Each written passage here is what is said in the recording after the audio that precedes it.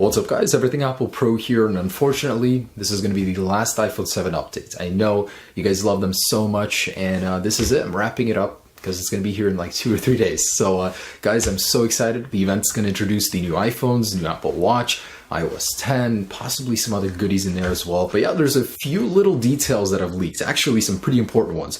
Basically, the entire details of the iPhone 7 have leaked. We know about the new AirPods, the EarPods. We know about the actual specs, the gigahertz of the iPhone. A lot of these cool new features that are going to be exclusive to the iPhone 7 have leaked. So let's go ahead and get into that and share the last iPhone 7 update with you before release. It is really hot in here. I'm going to take this off. I actually just wanted to show this in the video because I'm borrowing my friend's sweater. Probably going to keep it, not going to give it back to him.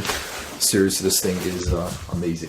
Anyways, so the very first feature we've learned about the iPhone 7, I think this is going to be a real game changer. Apple is going to announce that out of the box, the iPhone 7 will include fire resistance. All right, I promise. Let's get back on track. So, first things first, Ming-Chi Kao. This guy has actually disappeared from the scene until now. So he's back with new details about the iPhone 7, confirming a whole bunch of things and actually adding to a lot of rumors. So there's going to be some nice, exciting features he's sharing about the iPhone 7. And man, I pronounced his name wrong again. It's Ming-Chi Kao. All right, so very first thing he's saying about the iPhone 7 is yes, it will have that design that we've seen everywhere. The camera bulge, the lack of antenna bands, get used to it. The headphone jack is going to be gone. As for actual performance, he's given us numbers. The Apple A10 chip is going to be using a new fan-out process in order to become thinner and get more performance. And an actual gigahertz speed was included, up to 2.4 gigahertz speed on the Apple A10 chip. Guys, that's actually pretty damn impressive. So up until now, I actually made this little chart to let you guys know the growth of the iPhone. There's been growth in like 64 bits, in multi-cores, but as for actual gigahertz jumps, this is going to be the biggest gigahertz jump ever from an older iPhone to a new one. So look at this. From the original iPhone, there was no change to the second, and so on. Now we're going to be seeing a 550 megahertz increase from the 6S to the 7. That is massive. So it may not be like a huge change in actual usability, but just in number-wise, I'm letting you guys know. So I think a big selling point of the iPhone 7 is going to be the speed. And he does confirm that the iPhone 7 Plus will be receiving the exclusive 3 gigabytes of RAM. Storage, he did confirm, will start at 32, 16 gigabytes is gone, 128 and 256 gigabytes. Not just one, but 2 new colors. Ming-Chi Kao is confirming this, and I think that is amazing. Great news for anyone looking to upgrade, get a change in the look. And 2 colors being dark black and piano black. So dark black will actually be replacing space gray. I think it's sad to see it go. Would have liked to see these two added on, but hey, this is going to be a sexy color. Now, besides this, the other color is piano black. That's that glossy black color I talked about in my last update video.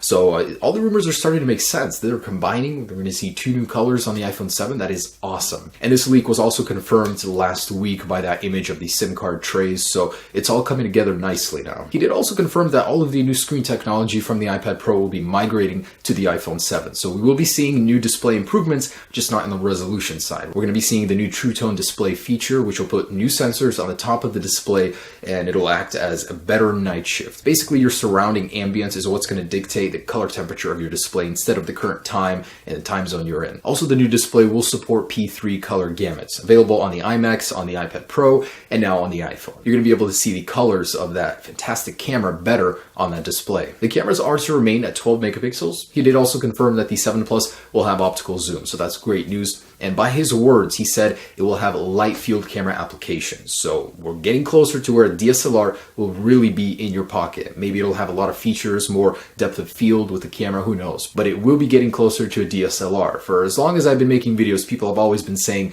this iPhone is almost DSLR-like quality. So that's nothing new to me, and especially with this. But who knows, maybe this year it'll actually mean something. Even the flash unit on the back of the iPhone 7 and 7 Plus is getting reimagined. So it's going to have 4 LEDs now versus 2 for cooler and 2 for warmer, better True Tone flash. So you'll be able to see further in the dark, better low light capability for taking pictures, all around great updates to the camera. And moving away from KGI, there have been 2 separate leaks of the packaging for the iPhone 7 Plus. On both of these, there are differences, and the differences being one comes bundled with Lightning EarPods, the other comes with Lightning AirPods. So those little wireless ones we've seen that are going to get lost in like 2 hours, Samsung already has their own version, so it's only fair that the iPhone 7 is going to get its own. And it seems like it's going to be a package you can select on the ordering site. So you're going to be able to get different packaging for the iPhone depending on which option you check. So AirPods, the wireless ones with Bluetooth, or EarPods, the ones that are wired, and you're actually going to get an adapter in the box, confirmed by this packaging. This one actually kind of surprised me. I was not expecting this. So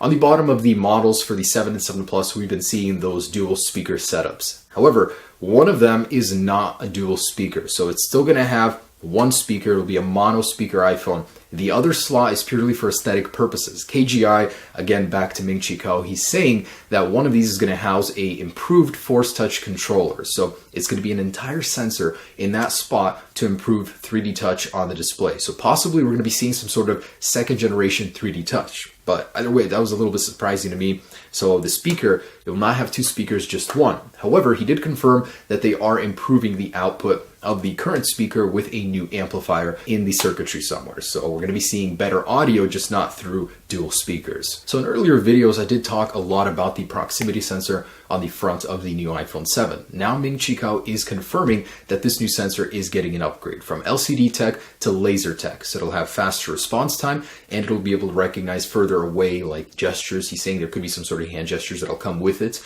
that Apple will implement into iOS 10 for the iPhone 7. Either way, kind of exciting. So a new proximity sensor, and this still might be elongated. This piece, the earpiece, might be a little bit longer to house those sensors. We don't know for sure yet. Waterproofing. This is the one I was excited about to hear confirmed from this guy. IPX7 rating. So it's not quite at Samsung's level, but it will help you get a meter underwater with your iPhone without any damage for up to 30 minutes. Now, not saying you should do that, but basically by spec, that's what you can do. It's basically matching the Apple Watch rating. So if you guys remember, I tested this thing. We dropped it down to 10 feet for 30 minutes. I think it was 30 minutes, and it survived. I mean, it was doing great. And I'm always surprised that the Apple Watch has such a weak rating, but it holds up against water very, very well. So to see that on an iPhone, oh, I'll test it, all right, but that's a good rating to have. Now, the X in that rating basically stands for no dust resistance. So it's not going to have dust resistance, but water resistance will be there. So DigiTimes is relaying a report that the iris scanner, which was rumored to happen in 2018 on that iPhone, will actually be happening sooner in 2017 with next year's iPhone. The huge redesign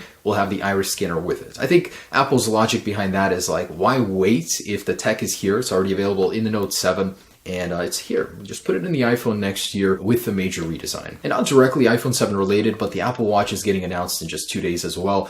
And leaked components showed up from the Apple Watch 2 showing a bigger battery. 35% increase in battery life, a thinner display to actually make it fit in the housing. We're probably going to be seeing the same housing thickness, so it's not going to get any thinner, but it will have better battery life. Other features confirmed are barometer, better water resistance, and a GPS sensor built in, not cellular like earlier rumored. But guys, there it is, the iPhone 7, 2 days. I just wanted to, fill you guys in on the whole keynote before Apple even announces it. But if they manage to surprise me with anything, that'll be awesome, because I think we pretty much know everything there is to know already. And I'm actually going to be making a video after the event to talk about things that we got right and wrong. So the point of all of these videos, all the rumors and leaks, how much of it was true and how much of it was just fluff, stuff that didn't come true. I'm kind of curious myself, so I'll be sure to do that. But I hope you guys got informed. Sorry for spoiling the keynote for you. I'll see you guys in a couple days. Peace.